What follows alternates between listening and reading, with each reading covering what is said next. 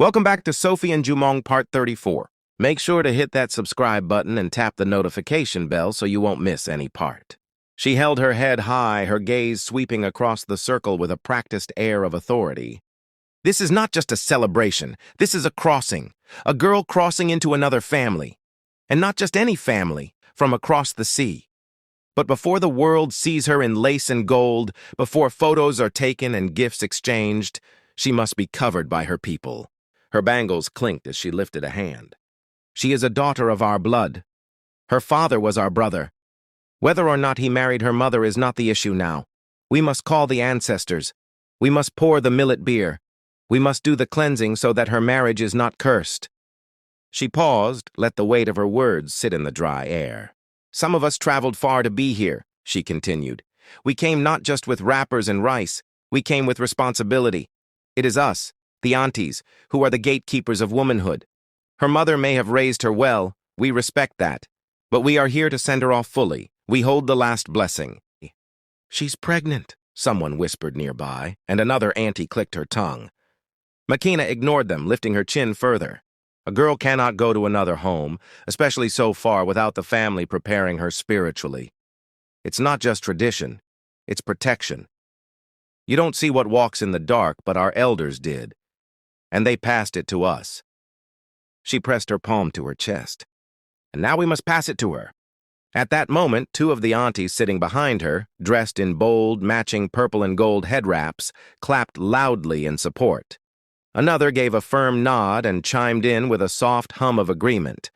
The clapping spread lightly across the group of aunties, building a ripple of affirmation. McKaina sat back, her point made. And then the eldest uncle cleared his throat. Sophie, do you accept the ritual? There was a pause. All eyes turned toward Sophie. The question still hung in the air like the last note of a drumbeat. Sophie, do you accept the ritual? She sat still for a moment, her fingers gently brushing the edge of her dress. She felt her heart tremble, not from defiance, but from the sheer weight of the moment. Her eyes moved across the gathering. Her aunties, wrapped in proud colors, the uncles seated under the shade, the distant cousins and neighbors watching from behind steaming teacups. Then she slowly stood, her voice soft but clear. With all due respect, I will not do the ritual. There was a slight gasp. One of the aunties let out a quick cluck of her tongue, but Sophie lifted her hand gently, asking for a moment. Please, let me speak from my heart. I know where I come from. I know I carry my father's blood, and I honor that. I respect all of you who have come. I know you traveled. I know this gathering matters, and I thank you with all my heart. Her voice quivered slightly, but her posture remained strong. But I am also a woman of faith. My walk has been shaped by the grace of God, and I believe that my protection, my blessing, and my covering must be done through prayer, through the church, through the name of God. She looked around, making eye contact, not to challenge, but to connect. I am not rejecting tradition. I love where I come from, but I ask, please understand, I cannot mix what I believe now with what I do not fully understand. I'm not turning away from you. I'm asking to be covered in the way I have come to understand life and God. Silence fell again, this time not with judgment, but with thought. Sophie took a breath, her hand gently resting on her belly. I believe my marriage will be blessed, not just by what is poured on the ground, but by the peace I carry inside me. And if you love me, if you truly want me to be strong in my new home, then let me go with your prayers, not your pressure. At that moment, her mother rose quietly beside her. Her eyes were watery but proud. My daughter has spoken, and I stand with her. Let us not create division on a day meant for peace. Let us honor her faith. There was a murmur of agreement from some of the elders in the back. A middle-aged man, one of Sophie's uncles, added gently, She has not disrespected anyone. She has spoken with wisdom. We cannot force what is not from the heart. Her words are from the heart. A few of the villagers, seated on plastic chairs under the jacaranda, clapped softly in support. Some nodded. Even a few of the older women murmured words like, She spoke well, and she has her own journey. But not all were moved. Auntie McKaina folded her arms, her lips pursed tightly. Her eyes burned, but with wounded pride. One of the aunties behind her whispered something under her breath, clearly displeased. McKaina looked at the circle of family, her voice sharp. If she refuses the ritual, then she will suffer the consequences of a broken marriage. There was a beat of silence, but Sophie didn't flinch. She bowed her head slightly in acknowledgement. Then I will walk with the blessing of truth and peace. Whatever portion is given, I will receive it with a thankful heart. But something lingered in the air, unsaid. Sophie had stood her ground with grace, but it would not be forgotten. As the meeting went on, McKaina pretended to receive a phone call and went to the main house. I'll be back shortly, she said. I'm receiving a call from the village elder's wife. It concerns the gift list. No one questioned her. The meeting continued. As the elders discussed seating arrangements and family song lists, McKaina quietly stepped out of the circle, taking the narrow path along the side of the compound toward the main house. She walked with purpose, her phone still pressed to her ear, though no one was actually on the line. When she reached the house, she didn't knock. Sophie's room was empty, quiet, and clean. The curtains fluttered gently from the breeze pushing through the window. The bed was made. A folded wrap dress sat neatly at the foot. McKaina looked around once. Then slowly, she bent and reached into the inside of her purse. From it, she pulled a small woven pouch, tied shut with red and black string. The bundle gave off a faint metallic scent, mixed with earth. It was small enough to fit in the palm of her hand. She leaned forward, lifted the edge of Sophie's bed, and slid it beneath the frame, just between the wall and mattress where it couldn't be seen. When McKaina returned to the meeting, the conversation had taken a more serious tone. One of the uncles, gray-bearded and dressed in white cotton, was speaking in a firm voice. She must receive blessings from her father's house. That is the path. No marriage is complete without the ritual. I do not reject the importance of tradition, she said, steady but clear. But I will not have my daughter forced into a ritual she does not understand, led by people who once turned away from us. The group stirred.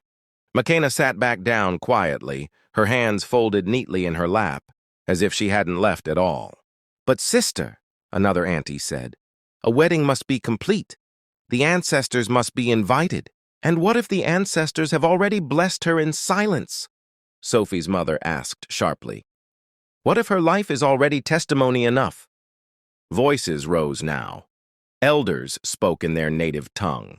Some shook their heads, others raised open palms in surrender.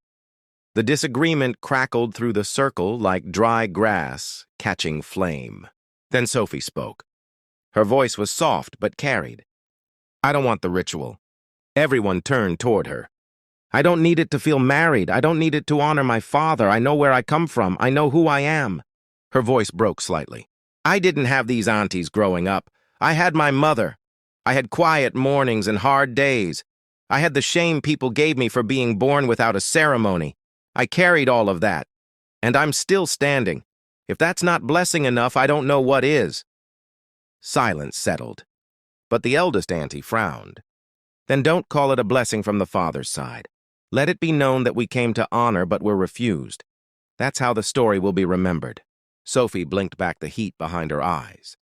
She stood slowly, curtsied in respect, then turned to walk away, quietly, back toward the house.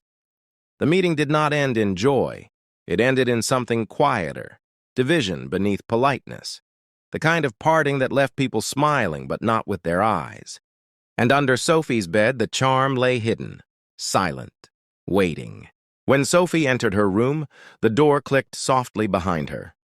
The late afternoon sun painted golden streaks across the walls, but her heart felt heavy, colder than the light outside. She didn't change out of her meeting clothes, just removed her earrings and scarf, dropped them gently on the side table, and sat at the edge of the bed. Her hands pressed into the mattress for balance, her breathing deeper than usual.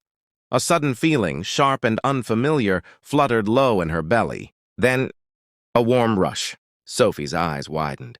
Without hesitation, she stood and moved to the bathroom quickly, her fingers trembling slightly as she lifted the hem of her dress. There it was. More blood than before.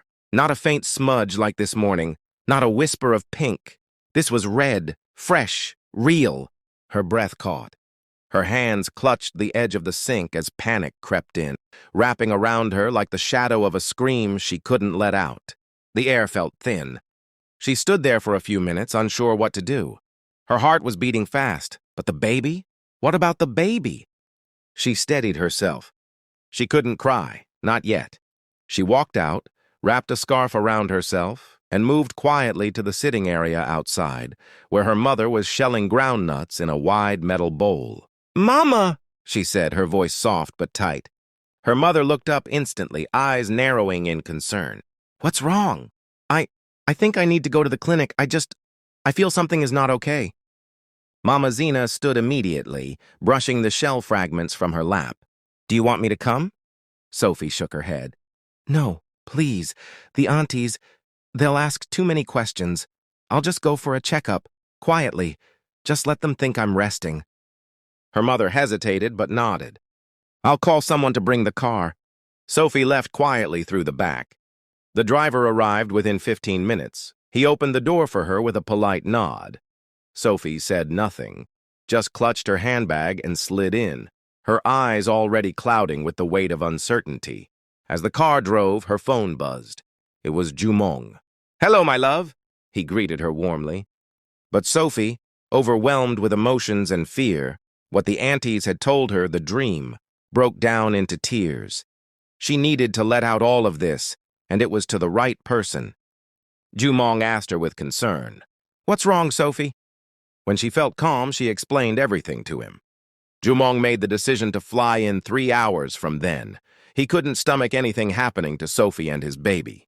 He then told Sophie to spend the night at the Hilton Hotel where he had booked the whole floor. A suite had been reserved. Sophie asked him if it was possible to reorder all the dresses and shoes she had brought, so when the others come, they will bring the new ones. Jumong said, "Not them. I'm going to come with everything you need. Keep me posted on everything. I will be arriving tomorrow morning." "Jumong, thank you." "You don't have to thank me. You just have to let me love you." She smiled faintly, the first real smile that day. The car returned to the entrance. "I have to go back. They'll wonder." "And Sophie?" "Yes? Don't hide anything from me again. Even your silence says everything." She nodded slowly. "Okay." The call ended. Within minutes, they were doing an ultrasound. The machine hummed as cool gel was spread across her lower belly. She couldn't breathe. The screen flickered. "There it is," the nurse whispered. "The heartbeat is steady, strong." Sophie let out a breath she hadn't known she was holding. Her body nearly melted into the exam table. Still, the nurse's face was not without concern. "It's a good heartbeat, Mama," she said gently. "But this bleeding, it's not nothing. It could be stress-related, emotional tension, overexertion. When the body is carrying so much inside, sometimes it tries to say something,